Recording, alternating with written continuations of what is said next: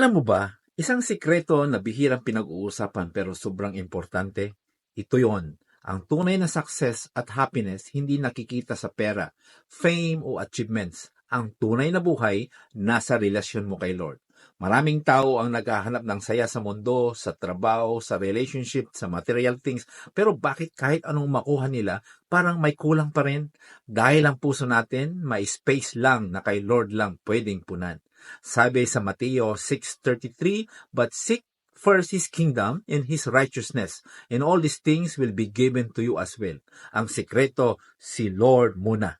Kapag inuna mo siya, lahat ng kailangan mo, siya mismo ang magbibigay. Hindi ibig sabihin walang challenge, pero siguradong hindi ka magkukulang. Dahil kapag si Lord ang nasa puso mo, mapayapa ka, buo ka, at hindi ka matatakot sa bukas. Ito ang sikreto na bihirang pag-usapan, pero ito ang totoo.